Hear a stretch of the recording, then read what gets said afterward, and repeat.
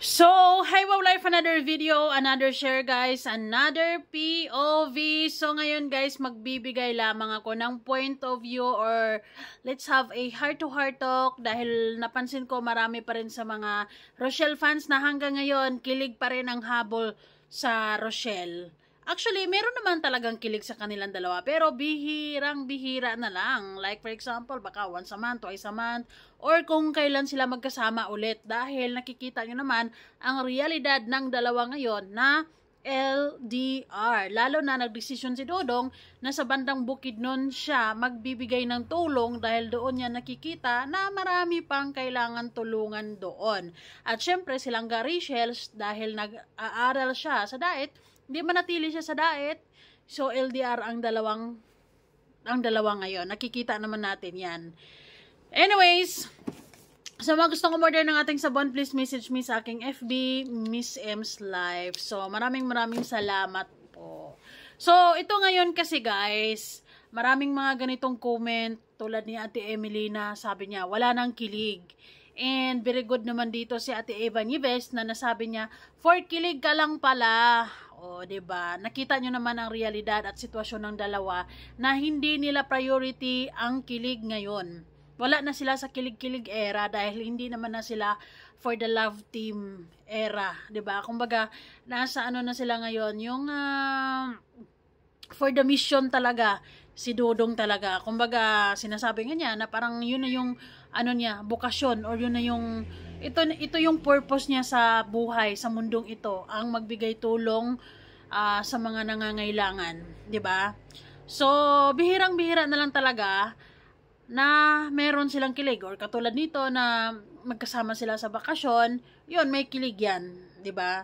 At diyan pwede silang or like for example, meron silang isang vlog na mag-uusap-usap sila tungkol sa ano nila, sa mga bagay-bagay, ganun, or mag-uusap sila tungkol sa assurance, 'di ba? Kaya para kahit bumalik na si Dodong doon kung saan man gusto niyang tumulong, dahil sigurado ako baka hindi lang din sa Bukidnon yung focus niya, baka malay mo isang taon next year sa ibang lugar naman ang gusto niyang tulungan, di ba?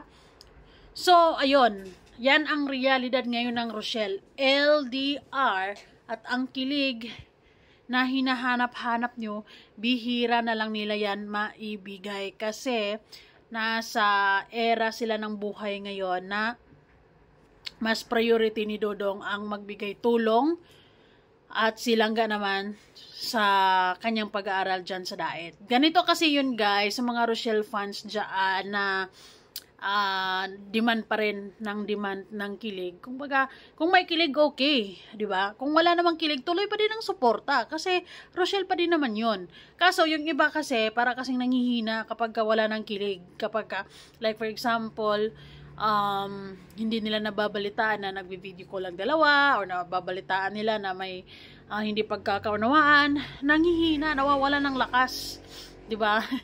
Actually, sa totoo lang guys, napaka-challenging 'yan para sa dalawa. Lalo na kay Rachel or sa kanilang dalawa na. 'Di ba? Na malayo. Pero no choice sila kasi kailangan itaguyod nila yung community at kailangan nilang gumawa ng paraan, kailangan nilang gumawa ng lalo na si Dodong para mas lalong gumanda yung channel niya, mas lalong lumago ang community para para sa future na buuin nila sa mga susunod na taon, 'di ba? Ganon 'yon. So ngayon, hay nako naman. Sa mga Rochelle fans na naghahanap pa rin ng kilig, kalmahan nyo na lang dahil dapat nakikita nyo ang realidad ngayon, dapat nakikita nyo ang sitwasyon at dapat naintindihan nyo na yon. Hindi na kailangan pang lagi-laging dapat may kilig kasi ang kilig nila wala na. Kumbaga, yung kilig na yan, bihirang-bihira na lang natin yan makikita or maramdaman. Or baka isang araw gusto nila i-private yung relationship nila, yung tipong makikita na lang natin sila kapag umuwi si Dodong to sa diet, 'di ba? Or kapag magkasama sila sa bakasyon, magbakasyon sila somewhere out there, kung saan man ang gusto nila. 'Di ba? Doon na lang natin sila makikitang sweet, doon na lang yung may kilig. And the rest, puro tulong na lang, puro mission na lang, and puro pagcha-charity na lang. Yun. Yun talaga yung realidad sa Rochelle community. Buti, kung si Dodong, ipinokos niya yung atensyon niya sa paggagawa ng videos na for the kilig sa kanilang dalawa. Dahil hindi kayo mabibitin sa kilig. Kaso, ang purpose talaga niya sa buhay na ito is pagbibigay tulong at charity nga. 'Di ba? Parang nasa dugo na nila yan na magbigay tulong or to give some love sa mga katutubo natin, lalo na ngayon na doon yung focus ni Dodong sa mga katutubo natin, 'di ba? So ayun nga guys, sana sa mga Rochelle fans, hindi na kayo magdi-demand. Kung anong meron diyan, yun na yun. Kung anong videos diyan, yun na lang panoorin. Kung kilig o di kilig, kung walang kilig, di kalmado. Kalmado lang dapat. Pero syempre, sa totoo lang, napaka-challenging yan para sa kanilang dalawa, knowing na nagsimula sila sa kilig. So more kadalasan or marami sa kanilang mga fans na talagang kilig yung hanap kasi kumbaga doon sila nabubuhay, ginawa nilang happy pill ang Rochelle, ayun, pampaganda ng araw, ganon. Challenging yun sa kanilang dalawa din, kay Dodong at saka kay Langga Rachel, kasi doon sila nakilala, doon sila minahal ng mga tao, pero ang ipinost ni Dodong is yung pagtulong, 'di ba?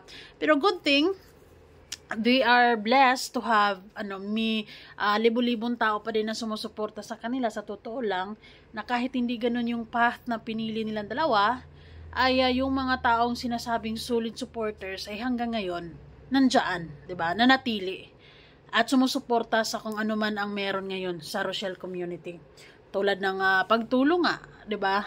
Kumbaga, ibubuhos talaga siguro ni Ruel ngayon sa community niya ang sa pagtulong talaga. Yun talaga yung mission niya, na ang tumulong sa mga taong nangangailangan. At syempre silang naman, paminsan-minsan na lang siya makakatulong kasi nga nag-aaral siya, hindi pa naman siya tapos. Pero after ng school niya, doon na sila magkakasama, 'di ba? Couple charity vlogger na sila talaga. Kumbaga, or baka pwede na silang pumunta sa isang lugar, doon sila tumulong, ganoon. Like for example, si Dodong nasa Bukidnon, pwede na ding pumunta si Rachel doon at silang dalawa magkakasama para tumulong. Ayun, mas maraming kilig yun kapag magkasama sila. 'Di ba? Kaso ngayon, LDR, bihirang-bihira na lang talaga yan. Yun yung realidad. Pero good thing naman, naitaguyod naman nila yung channel nila talaga at naging maganda naman ang resulta sa pinili ni Dodong. Although marami na rin sa mga fans na tanggap na rin nila yung realidad ngayon sa Rochelle, pero marami pa din ang hanap ng kilig, 'di ba? Hanap ng assurance, hanap ng dapat ganito, dapat ganyan si Ruel, 'di ba? Ganyan. Pero ayun, sila naman kasi ang masusunod, sila ang nasa relasyon, yung decision nila ang masusunod. Sana sa dalawa, dahil di rin may iwasan na maapektuhan din sila, dahil may mga tao ding ang tawag nun, advice, 'di ba?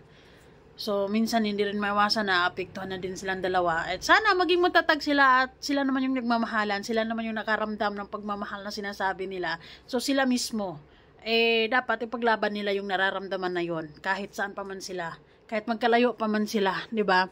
So yun na lang yung panghahawakan natin. Hindi na natin hanap ang kilig everyday dahil hindi na ngayon ang priority. Wala na ngayon sa wala na ngayon sa listahan nila yung kilig na yan. Nasa pinakahuling na yan. Yung kilig na yan, 'di ba? Kapag magkasama sila ulit, doon yung kilig. Pero kung magkalayo sila LDR, bihira ang kilig. Yun ang realidad. Anyways, thank you so much. Bye.